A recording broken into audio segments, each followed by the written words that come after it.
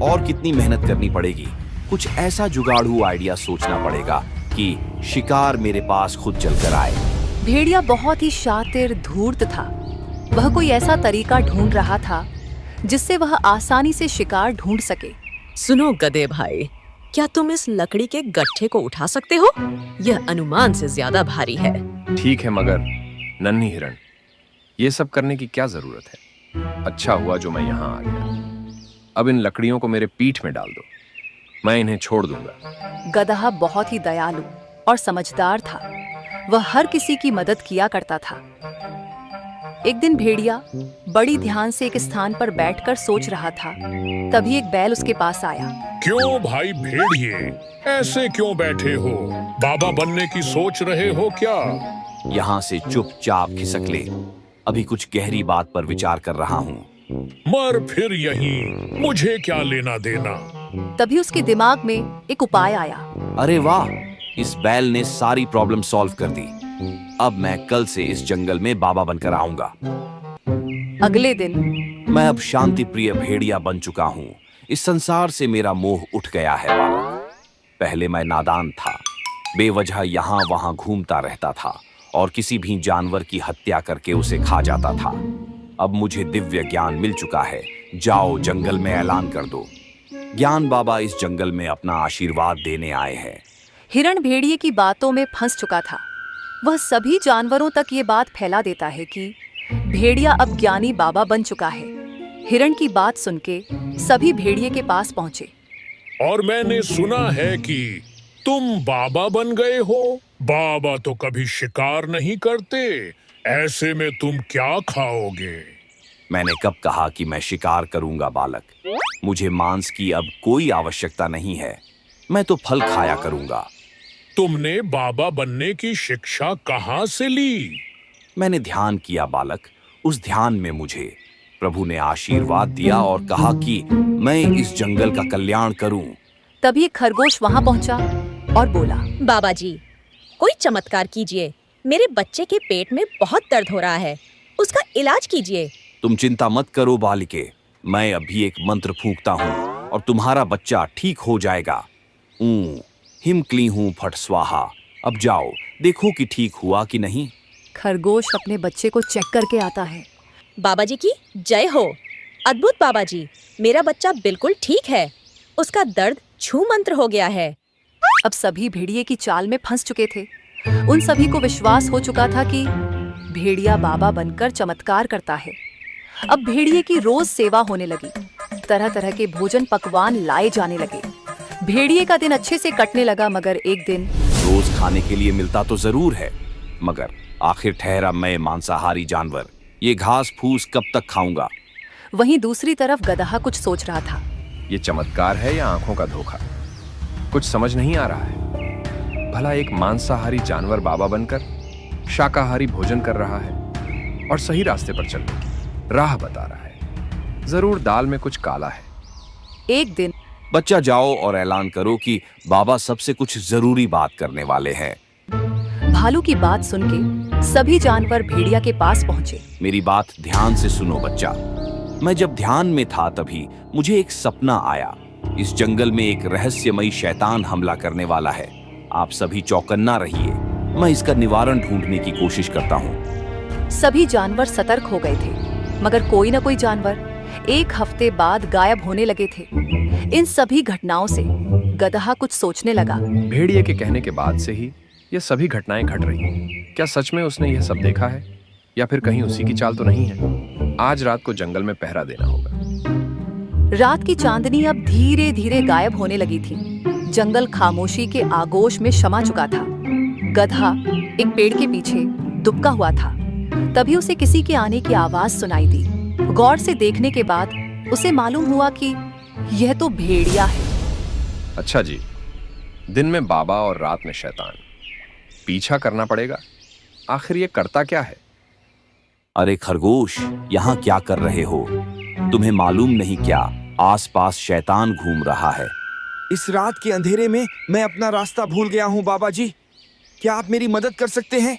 अरे मेरे साथ चलो, मैं तुम्हें रास्ता बताता हूँ, मोक्ष का। और भेड़िया उसे झाड़ियों में ले गया।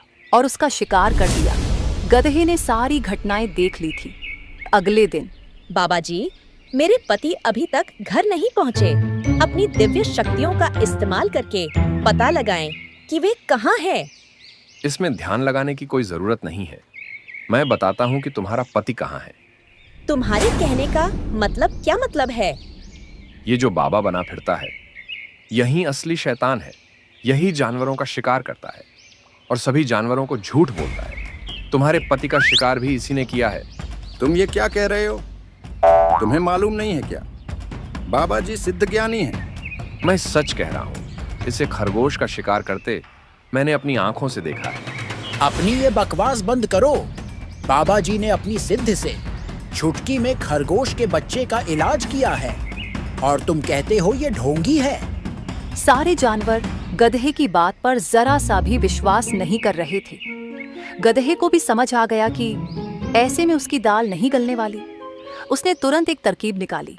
आप सब कह रहे हैं तो मैं मान लेता हूँ कि ये मेरी आंखों का भ्रम है। मुझसे बहुत बड़ा पाप हो गया। आप सभी मुझे एक बार प्रायश्चित का मौका दें। ठीक है बालक, बाबा तुमसे नाराज नहीं है। फिर भी तुम मेरी सेवा करना चाहते हो तो इसमें तुम्हारा ही कल्याण होगा। बाबा, आज आप मेरे यहाँ भोजन करेंगे। मैं समझूंगा कि मेरे पाप थोड़े कम हो गए हैं। ठीक है बालक, हम भोजन करने आएंगे। स्वादिष्ट पकवान तैयार करके रखना। गधे ने बहुत सारे पकवान बनाए थे। उसने भेड़िए के साथ साथ राजा शेर सिंह और कुछ अन्य जानवरों को भी बुलाया था। गधे ने सभी को खाना दिया। सभी ने मजे से भोजन किया। लेकिन जब भेड़िए ने भोजन किया तो उसे तेज जलन होने लगी। गधे ने जानबूझकर उसके खाने में तीखी मिर्च डाला था। गुस्से में आग बबूला होकर भेड़िए ने कहा। उसका इतना ही कहना था कि सभी जानवरों ने भेड़िए की तरफ देखा। भेड़िए को एहसास हुआ कि उसने जल्दबाजी में कुछ गलत बोल दिया है। तभी उसने बात को काटते हुए कहा, अरे बालक गधे, तुमने मिर्च ज्यादा डाल दी है। थोड़ा ध्यान रखा करो। बाकी जानवर तो कुछ समझे नहीं, मगर शेर सिंह को भेड़िए के इस बर्ताव पर कुछ शक होने लगा। सभी ने खाना खाया और चले गए। सबके जाने के बाद गधे के पास शेर आया और उनके बीच कुछ बातचीत हुई। अगले दिन ये गधा अपने आप को बहुत होशियार समझता है। उसे मेरी किसी भी बात पर विश्वास नहीं होता। उसे रास्ते से हटाना ही होगा, वरना वो मेरा खेल बिगाड़ देगा। एक दिन भेड़िए ने गधे को हिरण से बात करते सुना। क्या हुआ हिरण भाई? परेशान नजर आ रहे हो। गधे भाई, मेरे इलाके की घास सूख चुकी है। मुझे नए चारे की आवश्यकता है। बस इतनी सी बात। पहाड़ी के दूसरी तरफ एक जगह है, वहां हरी हरी घास उगी है।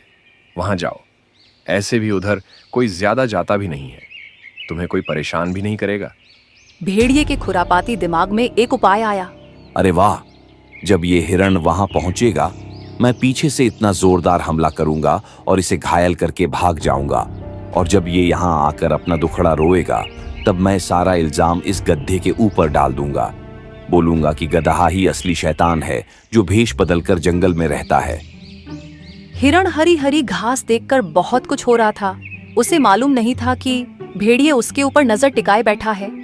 अरे वाह, गधे ने सही कहा था। यहाँ तो सच में नई नई घास है। हिरण घास खाने में मग्न हो गया। मौका पाकर भेड़िए ने हिरण पर हमला कर दिया, मगर भेड़िया कुछ और कर पाता। उसके पहले शेर सिंह, गधा और कुछ जानवर वहां आ पहुंचे। रुक जा ढोंगी, तुम्हारा खेल खत्म हुआ। छोड़ दे उसे। महाराज, आप यहाँ कैसे? आप जो समझ रहे हैं वह सब गलत है। मैं तो बस हिरण की सुरक्षा के लिए यहाँ मौजूद हूँ। अच्छा, उसकी सुरक्षा के लिए या उसे अपना निवाला बनाने के लिए? अच्छा, तुम सबको मेरे खिलाफ भड़का रहे हो गधे, ताकि तुम मेरी जगह ले सको। अरे चुप हो जा ढोंगी। और कितने झूठ बोलेगा? मीठी मीठी बातें कर सभी जानवरों को भ्रम में रखा और सबका शिकार करता रहा और इल्जाम उस शैतान पर डालता रहा जो दिखाई भी नहीं देता। भेड़िया बुरी तरह घबरा गया था। उसकी पोल खुलते देखकर उसने गिड़गिड़ाते हुए कहा, महाराज, मुझे माफ करे। तुम्हारी माफी नहीं सजा होगी। वो तो अच्छा हुआ कि गधे ने खाने पर बुलाया और तीखी मिर्च तुम्हारे खाने में डालकर तुम्हारा मुंह खुलवाने की कोशिश की। उसी समय मुझे तुम पर शक हुआ और मैंने गधे और हिरण के साथ मिलकर ये योजना बनाई। सैनिकों, इस भेड़िए को काल कोठरी में डाल दो। रुकिए महाराज, मुझे एक बात जाननी है कि इसने खरगोश के बच्चे का इलाज बैठ बैठे कैसे किया? मैंने खरगोश के बच्चे को एक जड़ी बूटी खिलाई थी जिससे पेट में गैस बनती है और थोड़ी देर तक दर्द होता है, मगर बाद में दर्द अपने आप कम हो जाता है। खरगोश जब आई तब दर्द था और जब तक वह दोबारा चेक करने पहुंची तब तक दर्द कम हो चुका था। गधे की योजना से भेड़िए की सच्चाई सामने आ गई थी। सभी जानवरों ने गधे से माफी मांगी और कसम खाई कि बिना जांच पड़ताल करे कभी भी किसी की मीठी बातों में नहीं आएंगे।